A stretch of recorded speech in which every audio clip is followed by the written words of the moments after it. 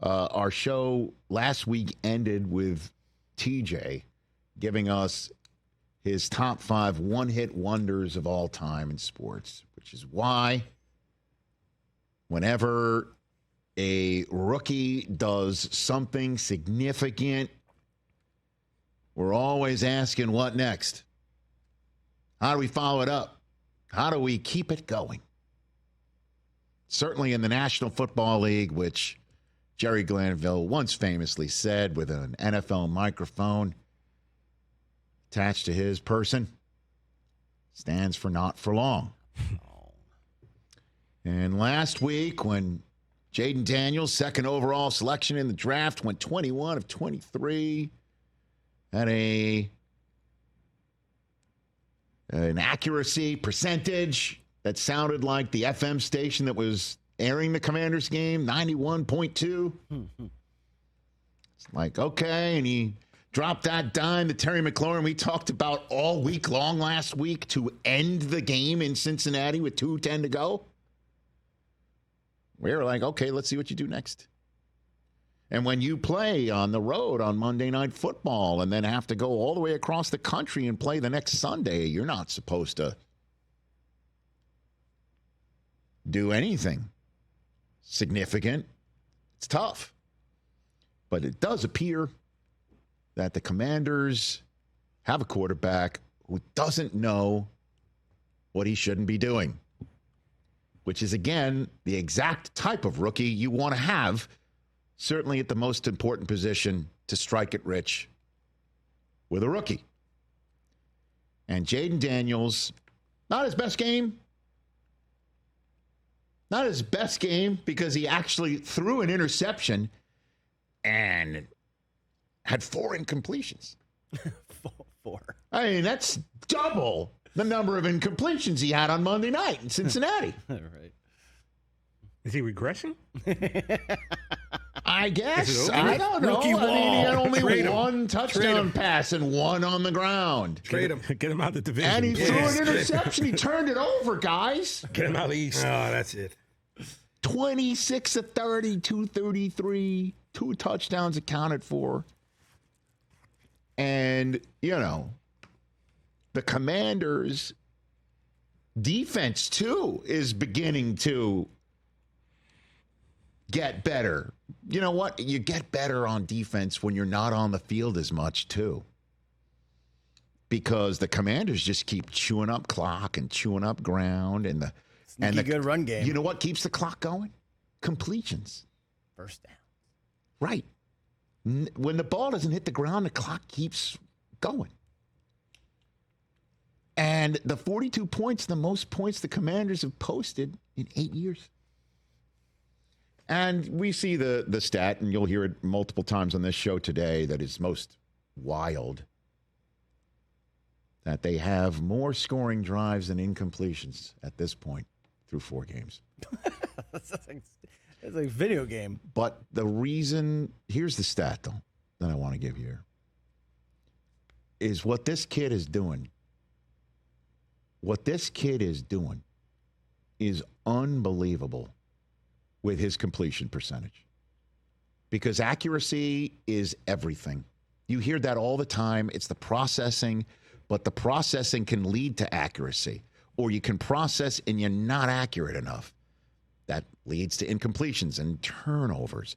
And also, if you put the ball where your guy can catch it, he can turn upfield and get more yards. I mean, it just leads to so much. And you're seeing about how he's the first rookie to have this completion percentage in his first 4 games.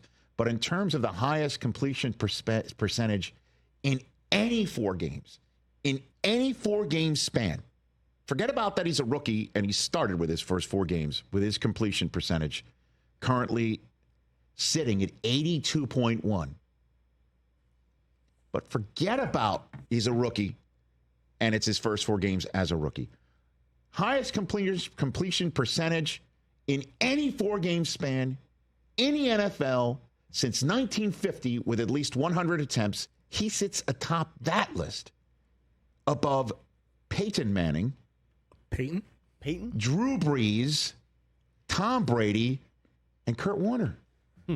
over on. any 4-game span of their careers. I've heard That's of that. insanity. That's how Jayden Daniels has come out of the box for the Washington Commanders and has just continued to get better every game. And so the question is again, how long can you sustain it? And of course, let's see if the kid wants to spike the football just 4 games in, as some kids might be prone to do. This is how he responded to the question of, has he served notice on the league? Do you think you've made a statement to the league that you guys are for real? I mean, I think that's what for people to determine. For us, is, man, how can we get better each and every game? Obviously, it's early in the season, so we'll have to finish the year. But, I mean, I can't put anything on it. But I know that teams look at us and say, hey, those guys play hard. Great answer. I'll answer it. I think you're for real. I lone wolfed him on game day morning yesterday. I seen it. Yeah, I picked them this week too. How do you think they're going to play at home against Cleveland? They're going to destroy them. Gosh, I cannot wait to see them at Baltimore. That is going to be great. That defense against a rookie who might be a rookie day for him. Again, C.J. Stroud, who was last year's unicorn, he lost the game on the road in Carolina as well. 3 of the next 4 at home. Let's see if FedEx, or whatever they're calling it now, is going to have a home field advantage. At the Giants, Justin Fields will, barring injury, be the starter in Week 10 for Pittsburgh, because Justin Fields had his best game as a starting quarterback yesterday. It resulted in a loss. Division games, I can't wait to see what these guys do next. And I've never said that about Washington as the old R word, the WFT words, or the current Commanders. I've never said that. We're 10 years old. I don't remember the last time I'm like, I can't wait to see. I guess maybe when Alex Smith was going on a run. Can't wait to see what they're going to do next. Even then, we were wondering if that was sustainable. This kid is the thing. He is the real effing deal. You could tell. And they're in first place. And they are, through 4 weeks, eye test numbers, the best team in the NFC East, period. Call it as you see it. Hands down. Coaching, consistency, the kid, defense, offense. I don't even know about the punting unit because we don't see them. We know the kicker can do it because that's how they beat the Giants. Mm-hmm. Long ago when Jayden Daniels had trouble finding the end zone. That was week 2. Slight pushback. Dude, their 3 go for wins it. are Fine. against 3 one-win teams. Understood. And their 1 loss is to one of the best teams in the conference. Got it. Well, kind of cupcake defense. Week 1 was won. So. They've now won 3 in a row. Yeah. They've got the momentum. And clearly this could be an overreaction that we're discussing on our podcast later on. I'm calling it as I see it. Even though I'm super into it, too. I think Jayden Daniels is awesome. I threw this out on Twitter yesterday. Which quarterbacks in the league right now would you rather have than Jayden Daniels? Okay. I would rather... Because I think it's a very small list. Lamar, Allen, Burrow. Right now? Burrow's turned it on the last 3 games, sir. They have 1 win. And Stroud would be in that mix.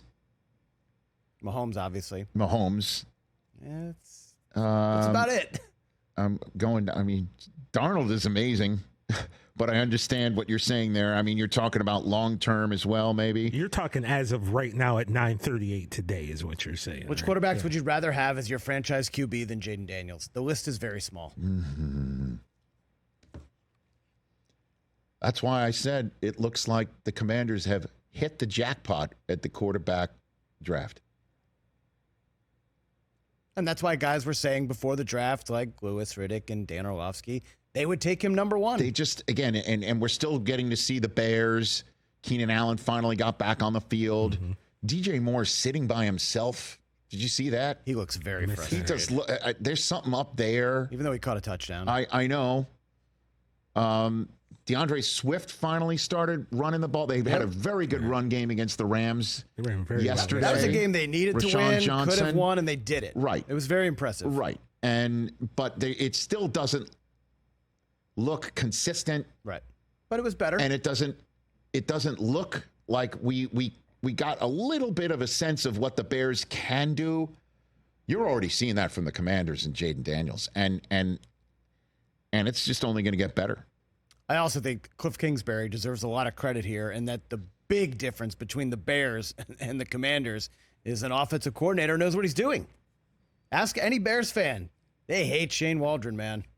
They do not like his offense. That is not letting Caleb showcase. Granted, Washington's line is a little bit better. Which is amazing you're saying that about Washington's line ever. But coaching, I think, has a lot to do with it.